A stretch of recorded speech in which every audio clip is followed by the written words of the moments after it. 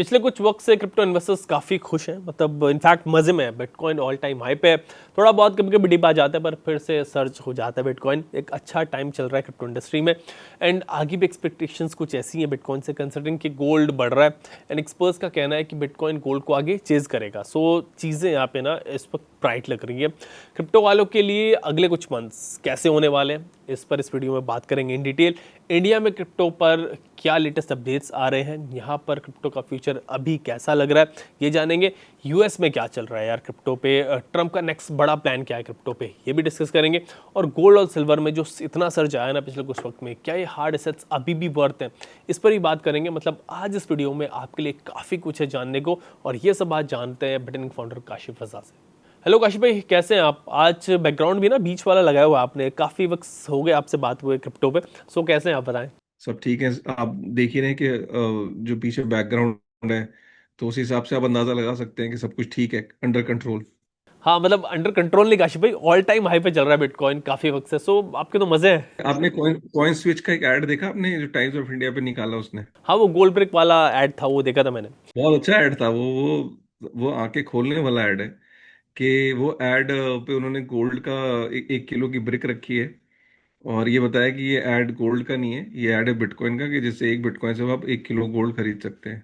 Phenomenal. मतलब gold इतना आगे चला गया है पिछले एक साल में, फिर भी एक बिटकॉइन 1 किलो गोल्ड खरीद सकता है इजिली। 2017 में गोल्ड वॉज 28,300, और बिटकॉइन वॉज मतलब तो 10 ग्राम, मतलब 1 तोला जो गोल्ड है, वो 28,300 का था, 10 ग्राम। ठीक है, और जो एक बिटकॉइन था वो 50,000 रुपये का था। ठीक है, तो आप उससे अंदाजा लगाइए कि आज की डेट में बिटकॉइन हो गया 1,15 लाख, और गोल्ड है आपका वही 10 ग्राम जो है, वो 1,20,000। बिल्कुल सही कह रहे हैं आप। What I am just trying to tell you the whole this thing, जो मैं लोगों को समझाने की कोशिश करता हूँ कि in in in terms of bitcoin everything is getting cheaper.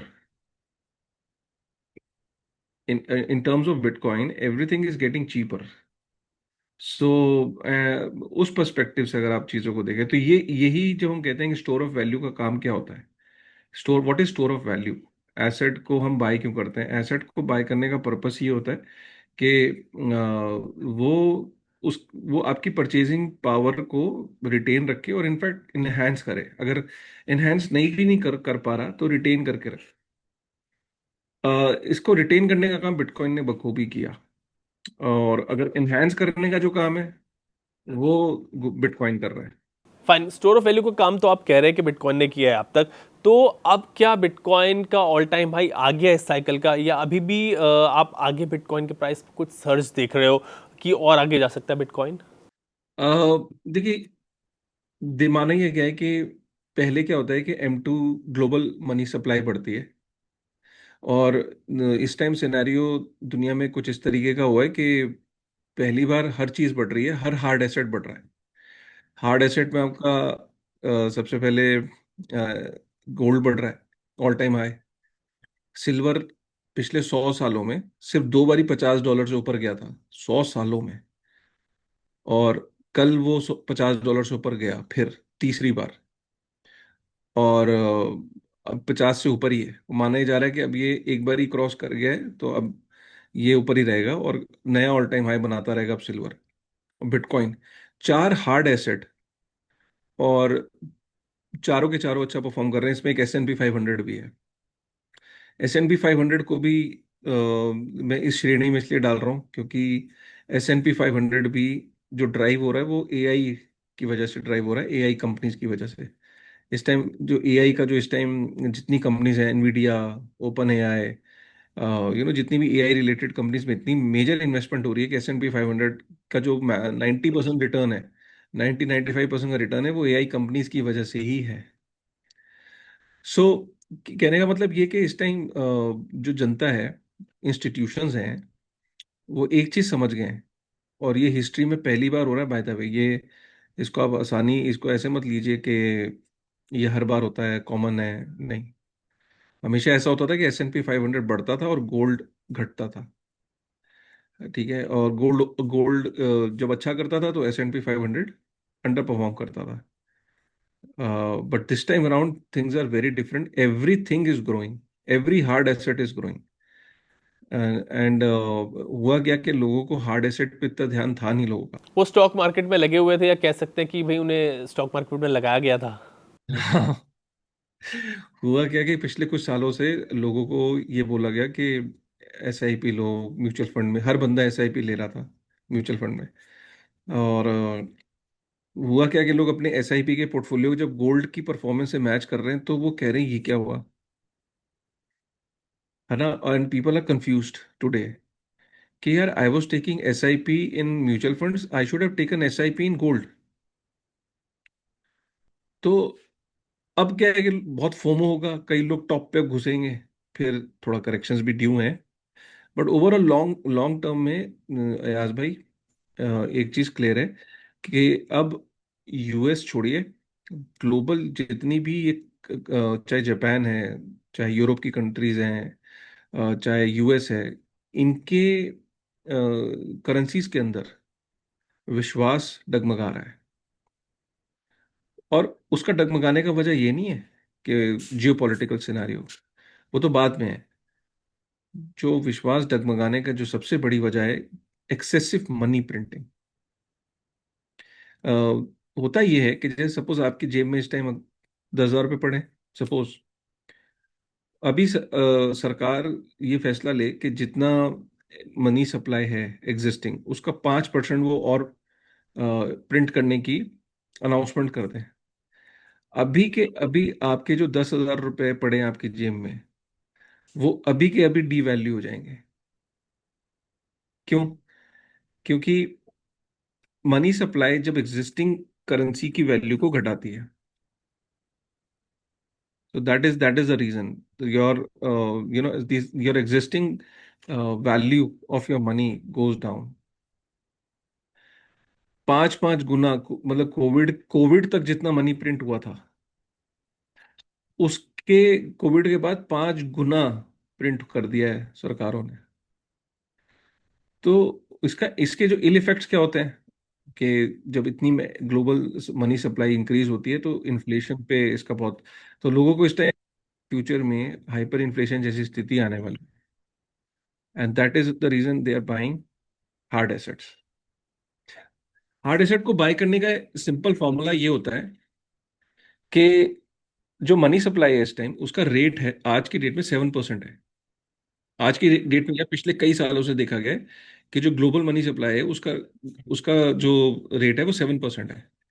इसका मतलब ये है कि बेयर मिनिमम 7% की इन्फ्लेशन है पूरी दुनिया में, बेयर मिनिमम। तो आपका एसेट अगर 7% से ग्रो नहीं कर रहा है, सपोज बेयर मिनिमम, तो आप एक्चुअली में अपनी परचेजिंग पावर को रिटेन नहीं कर पाओगे। सो बेयर मिनिमम आपकी एसेट को 7% रिटर्न भी देना है, और 7% उसके ऊपर से अगर परफॉर्म करेगा तो आपका नेट नेट, तो जाके आपको 7% का रिटर्न आएगा। लोगों को लगता है कि मेरे एसेट ने अगर 7% का रिटर्न दिया तो मैं 7% ग्रो किया हूं। नहीं, 7% जब आपका एसेट रिटर्न देता है तो आपको इतना रिटर्न आया कि बस आप अपने स्टैंडर्ड ऑफ लिविंग को मेंटेन कर पाओगे। अगर आप ग्रो करना चाहते हो तो आपके एसेट को एक्चुअली में 14% का रिटर्न देना है, तो जाके आप 7% ग्रो करोगे। यहां तक क्लियर हो गया?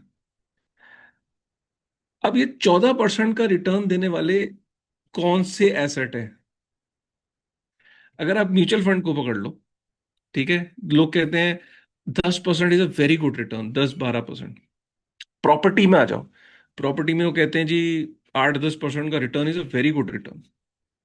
ठीक है। तो बेसिकली गोल्ड में आ जाओ, गोल्ड में कहते हैं जी 7-8% का रिटर्न आता था, अभी खैर अभी ज्यादा हो गया। So what is happening is when you से कि 10% का return is a good return, actually people forget that money supply is 7%, so net net आप ग्रो करें सिर्फ 3% से। अब अगर मनी सप्लाई का रेट 7% से डबल हो जाए सपोज, मैंने कहा ना कोविड तक तो 7% चल रहा था, कोविड के बाद से सारी सरकारों ने जो इतनी ग्लोबल 5 गुना ज्यादा रेट से सप्लाई बढ़ा दी है, 5 गुना। समझ रहे हैं? मैं आपको एक एग्जांपल दूं। अमेरिका जब आजाद हुआ 200-250 सालों में, उन्होंने जितना डॉलर प्रिंट किया था 2020 तक, उसके बराबर उन्होंने 5 सालों में कर दिया है। आप मेरी बात ग्रेविटी को समझ पाए? जब से वो आजाद हुए थे 200 सालों में उन्होंने जितना प्रिंट किया था, वो पिछले 6 साल, 5-6 साल में कर दिया उन्होंने। So people are suddenly realising कि यार, how we are going to face this situation. And by the way, लोग भूल जाते हैं कि यार, जो मनी सप्लाई है वो हमारे डायरेक्ट टैक्सेस से भी बड़ा टैक्स होता है। वो दिखता नहीं है लेकिन पीछे से निकल जाता है। जैसे जब कोई सरकार ये कहती है कि हम लोग 70 लाख लोगों को राशन पहुंचा रहे हैं, तो ह्यूमैनिटेरियन लेवल पे आपको अच्छा लग रहा होगा, बट एक्चुअली में वो मनी प्रिंटिंग ही है, because that is having an effect on you. So what I'm just trying to tell you, situation in future is going to get worse globally. सो काशिफ भाई, इस सिचुएशन में जब यूएस गवर्नमेंट 5 गुना money, 5 गुना dollar print कर चुकी है, आप warn कर रहे हैं लोगों को इस सिचुएशन कि भाई सिचुएशन जो बड़ी ख़राब हो सकती है आगे, और पिछले काफ़ी वक्त से हम इस पर बात भी कर रहे हैं। खराब उन लोगों के लिए अयाज भाई, मैं यहाँ रुकूंगा। खराब उन लोगों के लिए जो प्रिकॉशंस नहीं लेंगे। जी, प्रिकॉशंस पे ही मैं आपसे बात करने वाला था इसमें। तो इस सिचुएशन में एक आम बंदा, एक आम इन्वेस्टर क्या करे? बिटकॉइन ऑल टाइम हाई पे है, गोल्ड ऑल टाइम हाई बना रहा है, डेली बना रहा है, सिल्वर पिछले कुछ वक्त से काफ़ी शूट कर रहा है, आप देखो क्या रैली हो रही है। सो इस सिचुएशन में एक आम इन्वेस्टर जो पैसे ग्रो करना चाहता है, वो क्या करे? क्या इन हार्ड एसेट्स को के ऑल टाइम हाई प्राइस पे बाय करना इनको ठीक है, इनमें इन्वेस्ट कर सकते हैं, या फिर क्या तरीका अपनाएं? क्योंकि एसआईपी वो रिटर्न नहीं दे पा रही पिछले 1-1.5 साल से, हम देख रहे हैं। अगर इंडियन मार्केट की हम बात करें, यूएस स्टॉक एक्सचेंज मतलब S&P 500 नेस्डेक की बात करें, तो वो काफ़ी बढ़ गए हैं जस्ट बिकॉज एआई इन्वेस्टमेंट वहाँ पे आ रहा है, उसकी वजह से इंडिया में वो ग्रोथ यहाँ पे हमें कुछ वक्त से नहीं मिल रही। बहुत अच्छी बात बोली आपने। देखो, ये कॉमन कॉमन मैन की ये बातें अच्छी लगती हैं। हमारी जो बातें, भाई हमारी क्यों, हमारे पास तो एआई कंपनी है नहीं। तो अमेरिका क्या कर रहा है? पूरी दुनिया का पैसा मैग्नेट की तरह खींच रहा है, उसका जो स्टॉक मार्केट है। आप समझ रहे हो? क्योंकि रिटर्न ही अमेरिका में आ रहा है। अमेरिका की जो एआई की कंपनीज हैं वो दुनिया को मैग्नेट की तरह पैसा खींच रही हैं अपनी मार्केट्स में, वो आगे भी खींचती रहेंगी। आम आदमी के पास S&P 500 का एक्सेस नहीं है। आप बात को समझ रहे हो? बड़ी इंपॉर्टेंट बात बोल रहा हूं मैं। एक आम आदमी के पास S&P 500 का एक्सेस नहीं है, क्योंकि रेगुलेटरी हर्डल्स होते हैं। जो HNI होता है वो बड़ा स्मार्ट होता है। वो क्या करता है? अपने 2 बच्चों को बाहर सेटल करता है और दोनों बच्चों को पैसा भेज देता है HNI। LRS के थ्रू उसके 2,50,000 US डॉलर की लिमिट होती है, वो बाहर इन्वेस्ट कर देता है। उसके पास एक जानकारी भी होती है, एक चैनल होता है, और वो कर देता है। एक आम आदमी क्या करे? उसको तो अपनी एग्जिस्टिंग मार्केट में ही इन्वेस्ट करना है ना। एग्जिस्टिंग मार्केट में हमारे पास वो एआई की कंपनीज नहीं है। ठीक है। दूसरी चीज ये कि इसके जो इफेक्ट्स हैं, जो ग्लोबल, हम क्योंकि मनी प्रिंटिंग सब जगह हुई है, हमारे यहाँ पे भी हुई है। उस लेवल की नहीं हुई, बट मनी प्रिंटिंग सब जगह हुई है। मार्केट्स में हम देख रहे हैं कि टैरिफ्स का असर हमारे ऊपर भी पड़ा है, सब चीजें हैं। और एआई का भी बहुत बड़ा असर होगा। Let's not forget it. There are going to be job losses.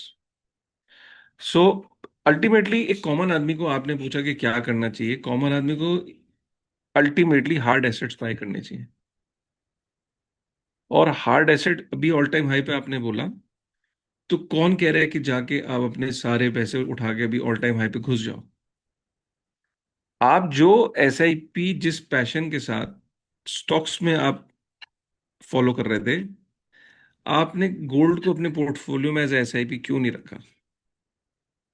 आपने सिल्वर के ETF को अपने पोर्टफोलियो में क्यों नहीं रखा? आपने बिटकॉइन को अपने पोर्टफोलियो में क्यों नहीं रखा?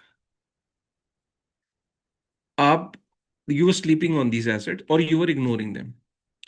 Now is the time, it's still not late, considering AI के इफेक्ट्स अभी आने हैं, आ रहे हैं ऑलरेडी।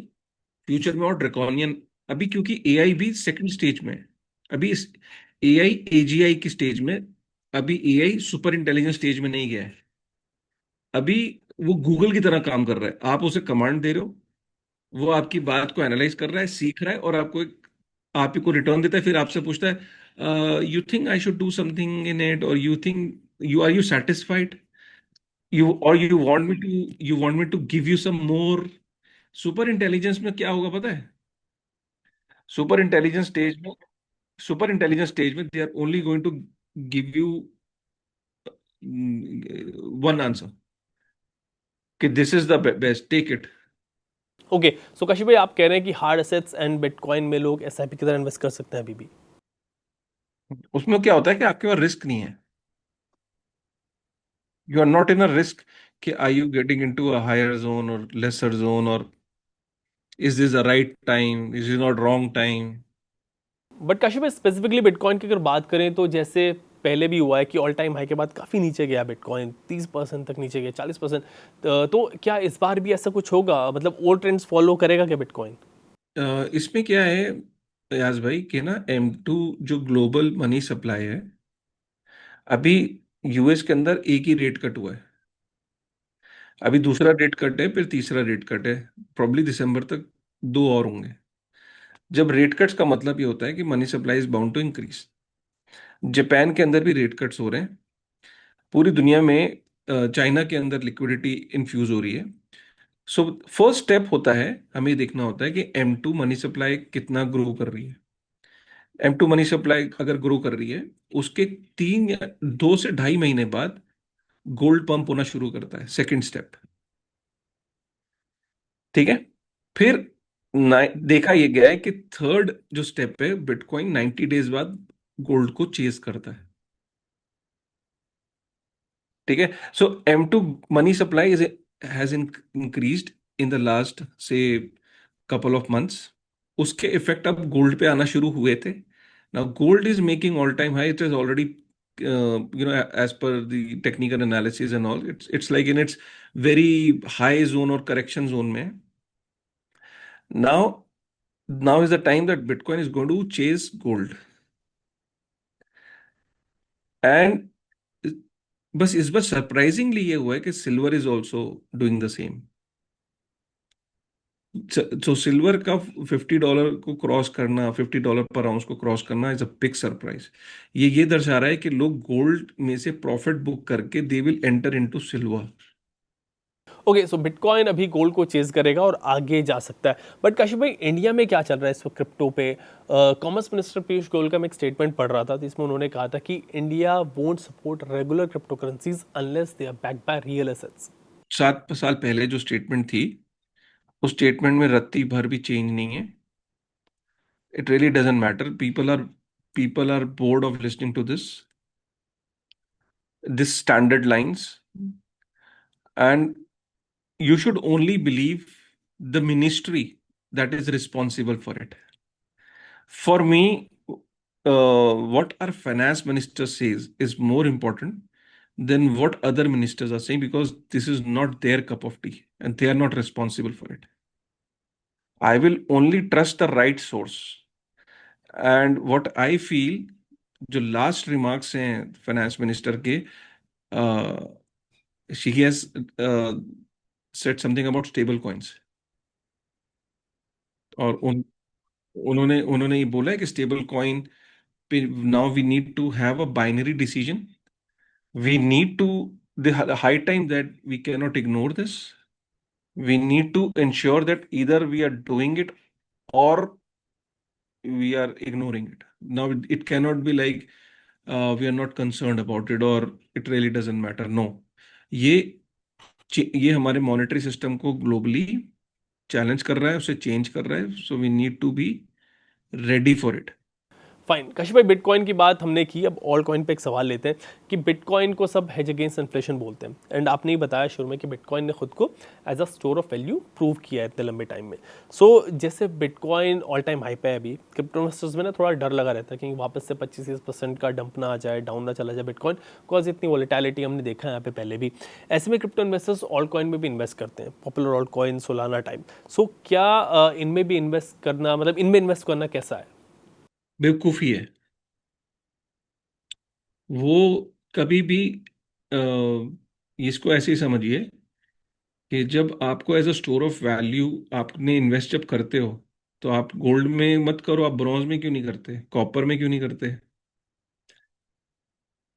क्यों? जाके ले आओ कॉपर के बर्तन, पीतल मिल के ले आओ। तो ये जो पीतल और ब्रॉन्ज और जितने मेटल्स हैं, ये ऑल्ट कॉइन्स हैं मेटल के। जो king of store of value है वो गोल्ड है। सिमिलरली वही थ्योरी आप यहाँ पे अपनाओगे, तो number one is bitcoin, then ethereum, and then all of them rest are bronze and पीतल एंड ऑल दैट। वो स्टोर ऑफ वैल्यू नहीं है, वो शेयर्स की तरह है। वो अप एंड डाउन होंगे, कुछ उसमें बंद होंगे, कुछ उसमें चलेंगे, कुछ नहीं चलेंगे। किसी का कंपटीशन उन्हें खा जाएगा, किसी का फाउंडर मर जाएगा, फाउंडर कंपनी छोड़ देगा, फाउंड कुछ ना कुछ चलता रहेगा। वो आपके स्टॉक्स की तरह बहुत रिस्की है। स्टोर ऑफ वैल्यू, आप जब स्टोर ऑफ वैल्यू कहते हो, तो आप उन्हीं को कहते हो जिनका कोई इश्यूअर नहीं है, जिनकी जो कमोडिटी की श्रेणी में आ गए हैं। ओके कशिश भाई, यूएस में इस वक्त क्रिप्टो पे क्या चल रहा है, कुछ इस पर भी अपडेट दें हमारे व्यूअर्स को इस वक्त।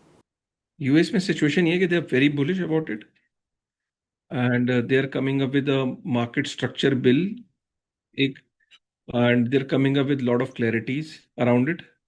So बहुत कुछ हो रहा है यूएस में, and they are even coming up with a bill to have zero taxes on micro bitcoin payments। Micro payments है बिटकॉइन की, उस पे वो टैक्सेस को माफ करने की बिल भी लाने का प्रपोज कर रहा है। कशिश भाई, फिर इंडिया इतना पीछे क्यों रह गया यार क्रिप्टो में? मतलब अभी तक कुछ क्लैरिटी यहाँ पे नहीं है, या फिर एआई की बात कर लें तो उसमें भी हम काफ़ी पीछे हैं। हमें तो मतलब आगे आके लीड करना चाहिए था, कंसिडरिंग कि यूएस हमारे लिए मतलब इस वक्त काफ़ी हर्डल्स खड़े कर रहा है। इंडिया पीछे नहीं रहेगा, कुछ दिन की बात है, मेरे को ऐसी फीलिंग है। और आई थिंक धीरे धीरे मैं जो जिस तरीके से मैं देख रहा हूँ, India might allow these foreign exchanges के, मतलब अभी जैसे जिस तरीके से एफआईयू की रजिस्ट्रेशन के लिए पुश कर रहा है, और वो चाहता है इंडिया के अपना फॉरेन एक्सचेंजेस से लोग वापस आए, ऐसा लगता है मुझे। क्योंकि वही उसका एफआईयू रजिस्ट्रेशन का पर्पस यही है कि पहले रजिस्ट्रेशन कराओ, and then level playing field बनाओ, एंड देन धीरे धीरे इंडियन एक्सचेंजेस को वापस रिवाइव करने के लिए, लेवल प्लेइंग फील्ड पे लाने के लिए, गेम सबके लिए सेम करने का प्लान चल रहा है, ऐसा लग रहा है। स्टेबल कॉइन्स को लेके इंडियन गवर्नमेंट अभी कंफर्टेबल नहीं है, यूएसडीटी और यूएसडीसी को लेके, इसके ऊपर गाज गिर सकती है। क्योंकि स्टेबल कॉइन का बहुत बड़ा थ्रेट है, ये समझ में आ गया है, बिटकॉइन और इथेरियम से ज़्यादा एग्जैक्टली ये हमने बात की थी कशिश भाई, आपने बताया था इन डिटेल, इसको पॉडकास्ट में समझाया था, उसका लिंक मैं डिस्क्रिप्शन में नीचे ऐड कर दूंगा। इथेरियम इनका बहुत बड़ा थ्रेट है। कशिश भाई, बाइनेंस भी इंडिया में ना दोबारा से एक्टिव हो गया है काफ़ी। बाइनेंस इंडिया का ट्विटर हैंडल आ गया, बाइनेंस इंडिया का इंस्टाग्राम आ गया। कशिश भाई, इंडिया में क्रिप्टो पे क्लैरिटी नहीं है, पर क्रिप्टो अडॉप्शन जो है वो बढ़ रही है, इवन दो इंडियन एक्सचेंज पे लोग नहीं जा रहे, फॉरेन एक्सचेंज यूज़ कर रहे हैं। मतलब हमारे यहाँ से लोग जितने हैं वो बाहर के एक्सचेंजेस पे जा रहे हैं। इंडिया में एक्सचेंजेस, इंडियन एक्सचेंजेस पे तो ग्रोथ है ही नहीं, सब बाहर चली गई। इंडिया से सारी चल गई, इंडिया में कुछ नहीं है। 90% जनता सब बाहर चली गई। व्हेन वी से इंडिया, इंडिया की लोग सब फॉरेन एक्सचेंजेस पे चले गए। So it's a bad news. इसी को वापस लाने की मुझे लगता है कि इंडियन गवर्नमेंट को रियलाइजेशन हो रही है कि यार, let's bring them back, let's bring these people back to India. और बिकॉज करोड़ में लोग फॉरेन एक्सचेंजेस पे डील कर रहे हैं, करोड़ों में। And that is the reason they want exchanges to get register. ये फर्स्ट स्टेप है, एंड प्रॉब्ली सेकंड स्टेप हो सकता है कि टीडीएस हो सकता है, इंडिया के अंदर एंटिटी खोलने के लिए वो बोल सकते हैं, और टैक्सेस कम हो सकते हैं। और टैक्सेस कम नहीं हो सकते तो हो सकता है कि लॉस को ऑफसेट करने की बात की जा सकती है। कुछ भी हो सकता है ताकि इंडियन इंडियन यूजर वापस आए। आप सोचो कि अगर करोड़ों में लोग अगर इंडिया को छोड़ के, इंडियन एक्सचेंजेस को छोड़ के फॉरेन एक्सचेंजेस पे गए हैं, तो लॉस किसका है? यस मतलब इंडिया ही का लॉस होगा, बट वी होप कि गवर्नमेंट कुछ पॉजिटिव स्टेप्स ले क्रिप्टो पे। आज इस डिस्कशन को इतना ही रखते हैं, आपने पूरा सब कुछ समझाया क्रिप्टो से रिलेटेड। नेक्स्ट वीडियो में मैं फिर से आपसे बात करता हूँ, तब तक के लिए टेक केयर।